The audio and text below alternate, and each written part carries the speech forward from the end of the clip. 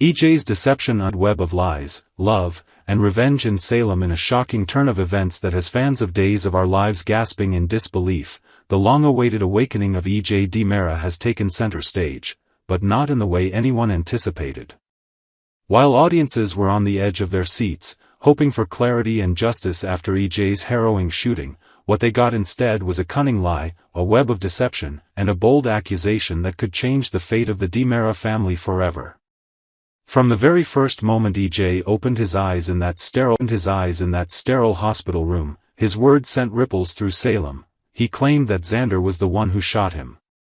The declaration wasn't whispered in pain or confusion, no, it was delivered with the kind of cold calculation that only a DiMera could muster. But what if we told you that this accusation, this supposedly clear recollection, is a bold-faced lie? Yes, you read that right. E.J. is lying.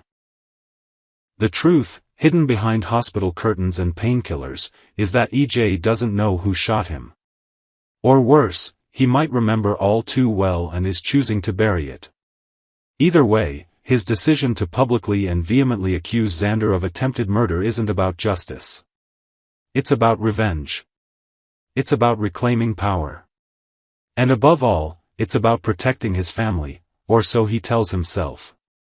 A man in a coma, a mind in chaos. Let's rewind. E.J. was found unconscious and barely clinging to life, the victim of a brutal shooting that stunned the DiMera family and rocked the foundations of Salem's elite. He was quickly rushed to the hospital, where doctors placed him in a medically induced coma in a desperate bid to save his life.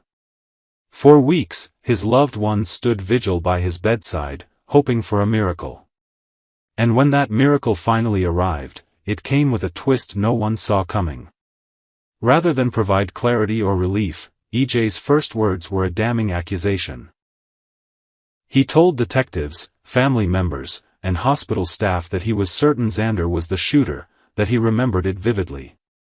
But those closest to him, and longtime fans of Salem's power struggles, began to raise their eyebrows. Was this really about justice, or was this the first move in a carefully orchestrated plan? The motive behind the lie. To understand why E.J. would lie, one must look at what he stands to gain. Before the shooting, E.J.'s grip on the DiMera legacy was slipping. The family company, DiMera Enterprises, long a symbol of ruthless ambition and unparalleled influence, had found itself in the hands of a surprising new power, Xander. Through a series of questionable business moves and hostile acquisitions, Xander managed to wrest partial control away from the DiMeras, positioning himself as a serious threat to E.J.'s empire. Now, E.J. finds himself in a rare position of vulnerability.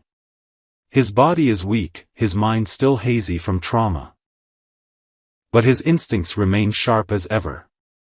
Accusing Xander of the shooting isn't just a personal vendetta. It's strategic. It's a move designed to shake the tightened DiMera balance, tarnish Xander's reputation, and possibly even land him behind bars.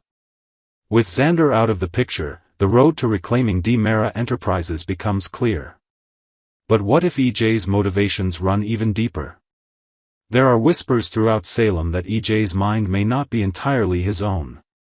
Some suggest that he was administered a memory-altering drug, something designed to fog his recall or even implant false memories.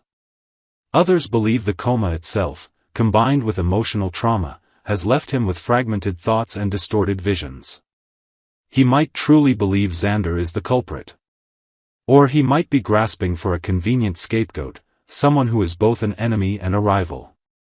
Either way, the result is the same, a lie told with confidence, designed to manipulate everyone around him. A father's protection or a master manipulator? There's another possibility, one far more unsettling. Some insiders suspect that E.J. does know the truth about what happened that night. And that truth may be far more dangerous than any business feud or vendetta. Rumors have surfaced that E.J. might be protecting someone close to him, someone whose involvement in the shooting would cause irreparable damage. Could it be that his own son, Johnny, was somehow caught up in the chaos of that fateful evening? Or worse, could it be that young Rachel, a beloved niece with a troubled past, was the one who pulled the trigger? If so, then EJ's lie becomes something else entirely. No longer just a tactic to regain power, it becomes a sacrifice, the calculated decision of a man willing to destroy another's life to save his own blood. This isn't out of character for a DiMera. The family has always lived by its own code, loyalty above all else, even truth. If EJ is choosing to shield Johnny or Rachel from the consequences of their actions, it's a decision rooted in love, a twisted, complex love that demands blood to preserve legacy. Salem reacts, who believes the lie? As EJ's accusations ripple through Salem, reactions are split. Some, especially those in the police department, are quick to act.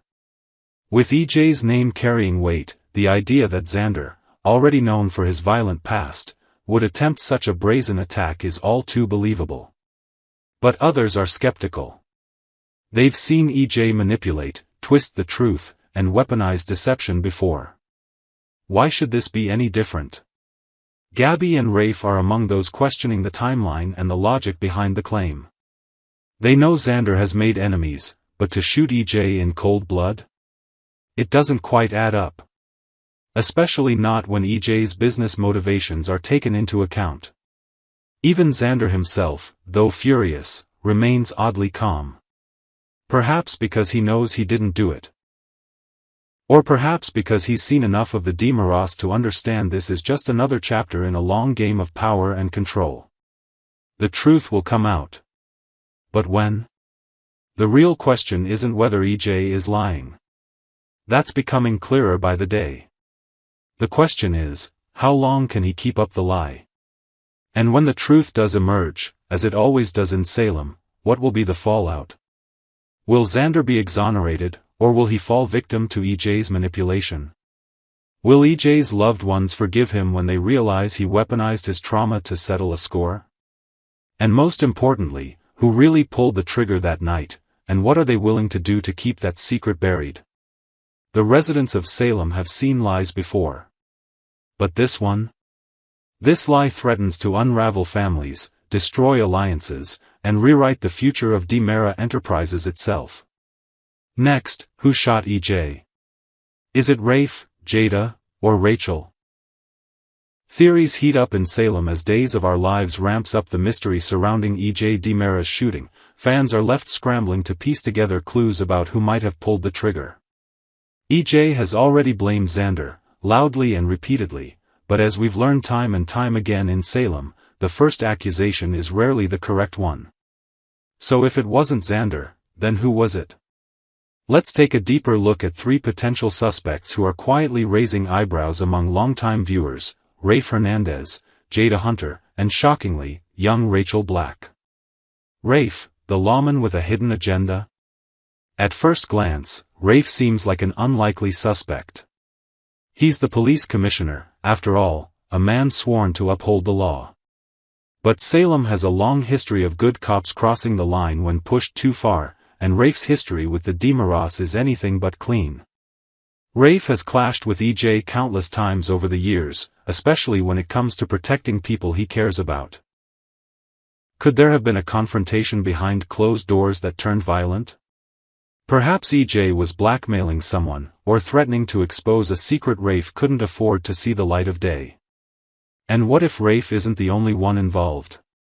Jada, the new cop with secrets? Jada has quickly made a name for herself in Salem, but there's still much we don't know about her. As a police officer and someone close to Rafe, could she have acted to protect him, or to shield herself from some past connection to EJ? It's possible that Jada witnessed something the night EJ was shot. Maybe she tried to intervene. Or maybe, in a moment of panic or defense, she fired the gun herself. Her silence and emotional distance in recent episodes haven't gone unnoticed, and if she's holding on to a secret, it might be one that could end her career, or send her to prison. But the most chilling theory of all? Rachel, the child with a dark streak? Some theories floating around online suggest that Rachel. Yes, Rachel Black, may have had something to do with the shooting. It sounds far-fetched, doesn't it? A child shooting someone? But let's not forget this is Salem. Rachel has shown signs of emotional instability, not uncommon for a child growing up surrounded by chaos. She's fiercely loyal to her parents, especially her mother, Kristen. If she thought EJ was a threat to Kristen, or if she overheard something she didn't understand, she might have acted out in a way no one ever expected. Was she even supposed to be awake that night? Or did she sneak out of bed, overhear a fight, and do the unthinkable? So who was it?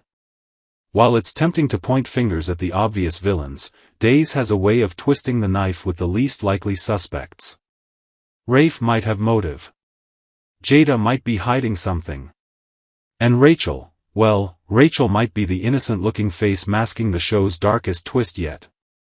One thing's for sure, the truth about who shot EJ will shake Salem to its core. And when it's finally revealed, no one will come out of it unscathed. Stay tuned, the real story is just getting started.